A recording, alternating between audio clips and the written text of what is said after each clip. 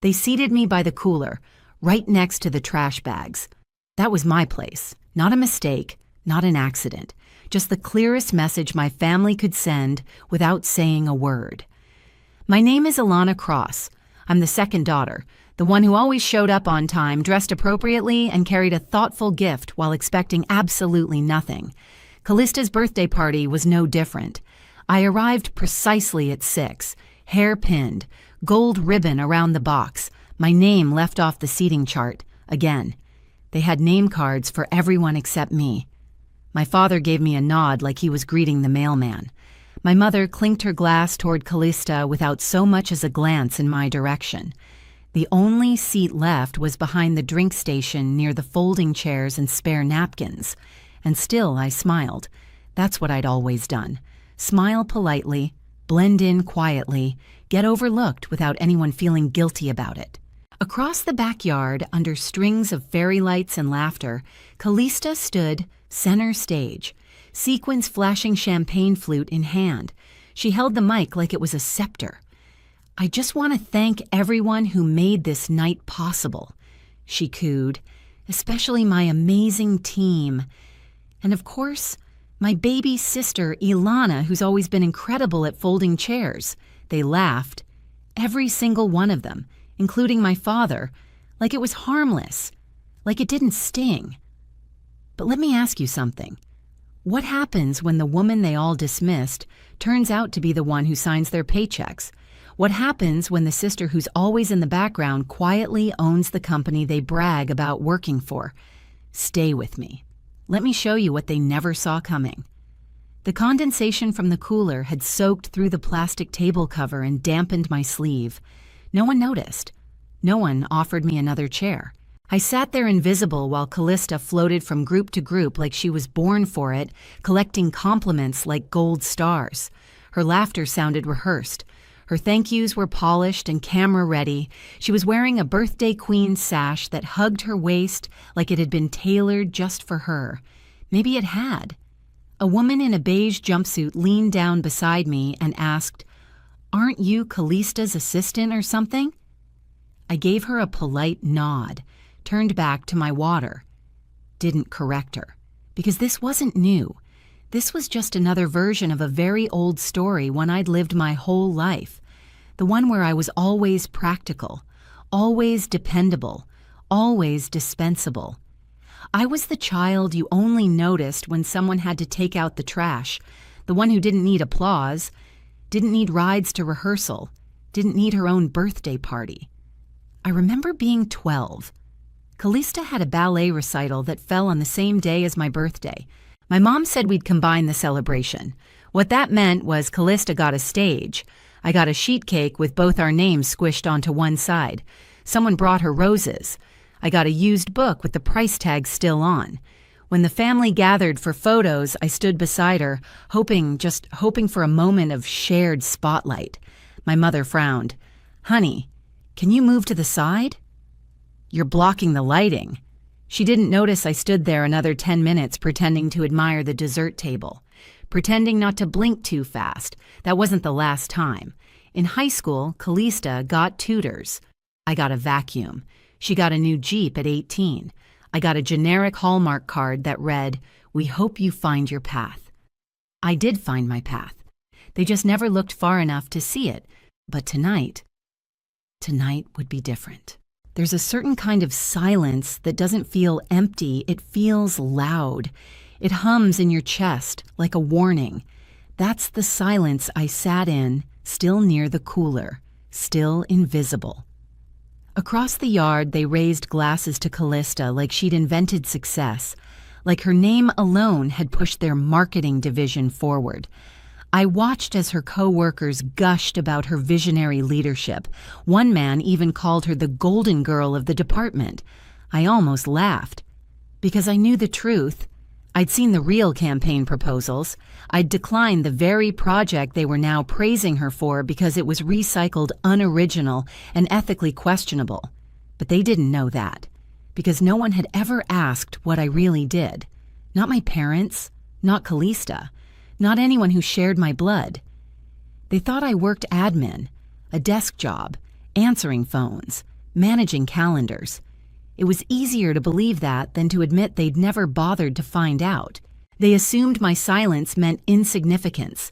But silence is power when you know how to use it. Years ago, when Callista was posing for sorority photos and hosting fundraisers, I was launching shell corporations. I bought controlling shares in 3 firms before I turned 30. The third one, a media conglomerate, quietly acquired the agency Callista now worked for. No one knew. I never told them. I didn't need to, because this was never about revenge. It was about freedom, about building something that couldn't be ignored, even if I was. But tonight, that silence was starting to crack. It began with a girl in a server's uniform. She passed by with a tray of mini cheesecakes, paused just slightly, and whispered, "I know who you are." I blinked. "I'm sorry." She straightened a little. "VJ Grant 2 years ago, I was a recipient." "Thank you, ma'am." Then she was gone. She didn't wait for applause. She didn't need me to respond. She just acknowledged the truth and moved on. It hit me harder than Callista's toast, because someone in this crowd saw me, not the version they'd written me into, not the background character, me. And she wasn't the only one. A junior associate I'd protected during corporate layoffs tilted her head toward me from across the patio. She didn't say anything, but she didn't need to. A ripple moved through the crowd, subtle, quiet, like a shift in current. People began to glance in my direction, not with dismissal, but with curiosity. Then came the sound, the soft, clean hum of tires over gravel. A sleek black Tesla pulled into the driveway. It stopped just outside the gate. Callista gasped. "Oh my God," she whispered. "That's Marcus. That's my boss. What is he doing here, Marcus Lang, CEO of the parent group?" Callista adjusted her hair, smoothed her sash, tried to perfect the image, but he didn't come for her. He walked past the champagne tower, past the photo booth, past the string quartet, and straight toward me. He stopped 2 feet from my chair, removed his sunglasses. "Madam Cross," he said with a slight nod. "Wasn't expecting to see you here, not Alana, not Miss, not Hey You. Madam." And just like that, the room changed. Callista's smile faltered. Her champagne flute wobbled slightly in her grip. I didn't stand. I didn't speak. I just returned Marcus's nod with a quiet one of my own. "I wasn't expecting you either," I said evenly. He glanced around the patio. "Do you need a ride after this? We should talk through the Morgan acquisition. Their valuation's weaker than projected. If we move this week, we'll get leverage." I nodded once. "I'll find you later." He gave a crisp nod, then disappeared back toward the Tesla, leaving a wake of raised eyebrows and rattled egos behind him. Callista was frozen. Someone behind her whispered, "Did he say cross?" She turned toward me, her perfectly constructed mask cracking at the edges. I didn't smirk. I didn't flinch. I just reached for my clutch, stood up, and walked across the lawn like I'd done it 100 times before. But this time, they watched. Not because I was disruptive, but because the current had shifted, and they felt it. I moved slowly, deliberately, until I reached the long, white buffet table lined with shrimp cocktail and finger sandwiches. There I placed a thick manila envelope beside the deviled eggs and white linen napkins. Callista's voice rang out sharp and too loud. "What is that?" I didn't answer. She stepped closer, eyes darting between me and the envelope. "Is this some kind of stunt?" she hissed. "You think this makes you better than me?" I met her gaze. "No, it makes me honest." "You're jealous," she snapped. "You always have been." "Then why," I asked gently, "are you the one trembling?" She opened her mouth, but no words came out. The crowd had quieted. Not completely, but enough. Callista's posture stiffened. Her eyes flitted from person to person, reading expressions that were no longer worshipful, just wary. And then Marcus returned. He walked directly to the table, flipped open the manila envelope, and pulled out a single transfer document. "Thank you for signing off on the move, Madam Cross," he said loud enough for those near the dessert bar to hear. "It's official." Callista spun toward him. "Transfer." I nodded. You'll be heading to the Tempe office. Smaller team, fewer spotlights, a good place to regroup. The silence wasn't dramatic. It was surgical. It sliced through every glass of rosé and polite chuckle in the yard. My father stood stiff beside the grill. My mother lowered herself into a white folding chair as though her legs had forgotten how to stand. No one moved. I turned to the crowd.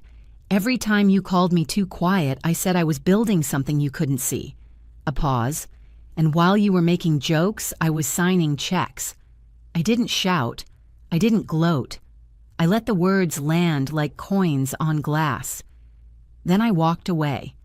Back across the patio, past the fairy lights, past the curated photo wall that had no pictures of me.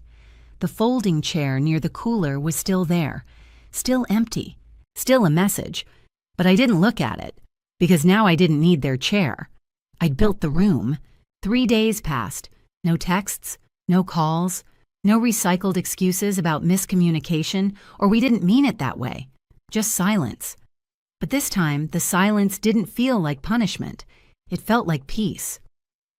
On Monday morning, I was in the office before my assistant had finished her latte. "Good morning, Ilana," she said, setting a folder on my desk. "Morgan acquisition briefing at 10. Your team's prepped." I nodded, sliding on my glasses. "Thank you." Later, during our quarterly leadership meeting, a young intern pulled out the chair beside the window and asked, "Would you like to sit here, Miss Cross?" I looked at the seat. Too familiar. Too much like the plastic one next to the cooler. I stepped past it and gently pulled out the chair at the head of the table instead.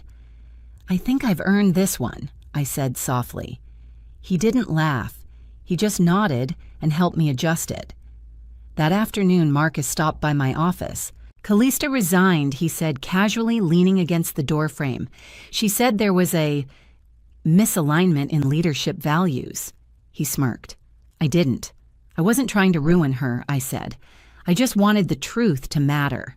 "It does," he replied, "because you made it." Before he left, my assistant brought in a small envelope. No return address. Inside was a folded note card. "Thank you for seeing someone like me. You gave me hope. R." I recognized the handwriting, the girl from the party, the one who called me ma'am.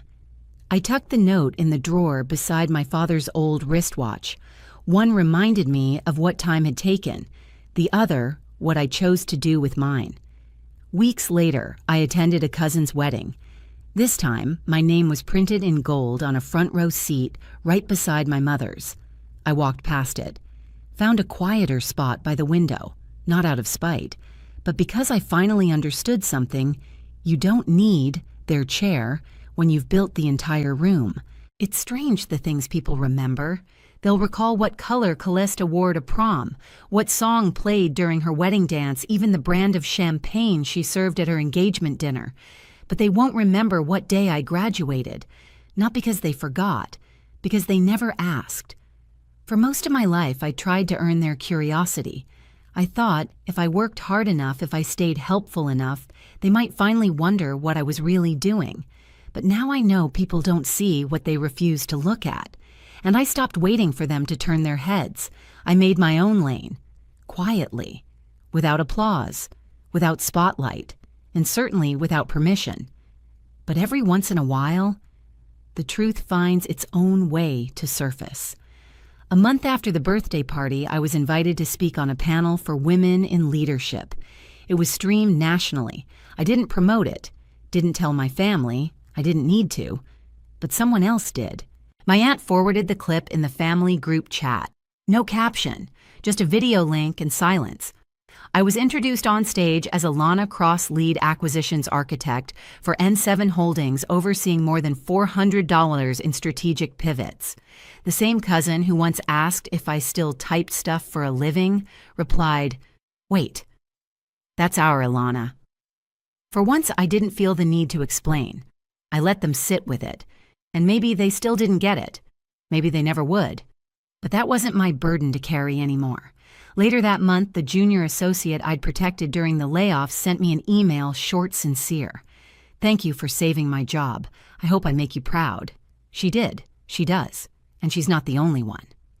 The server from Callista's Party R was awarded a regional scholarship this year. I'd recommended her anonymously. I didn't reach out, didn't need to, because recognition isn't always loud.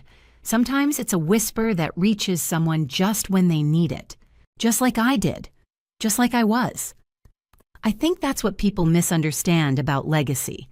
It's not always about a name etched on a building or a speech delivered under lights. Sometimes legacy is the chair you give up so someone else can sit taller. Sometimes it's the folder you leave on a table that makes the whole room pay attention. And sometimes it's simply being the one person who didn't look away.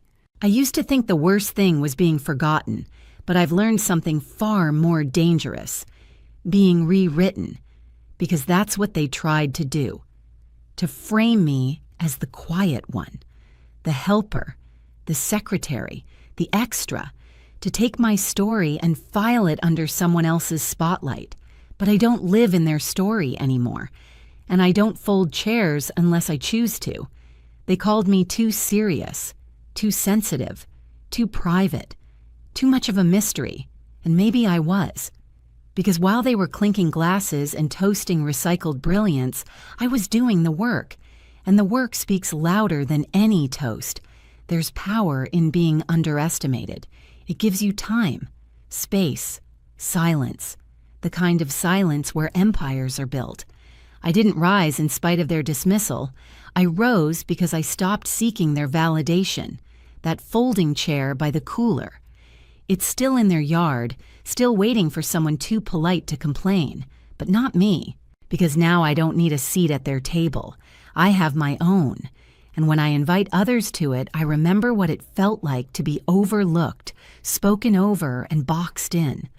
I make room for the ones no one noticed, the ones still building in the dark, because they're not failures, they're foundations. If you've ever been the forgotten one, the quiet one, the underestimated one, know this. You don't need their recognition to rise, you just need your reason. And once you have that, they'll never be able to ignore you again, not because you shouted, but because the silence finally spoke. And when it did, everything changed.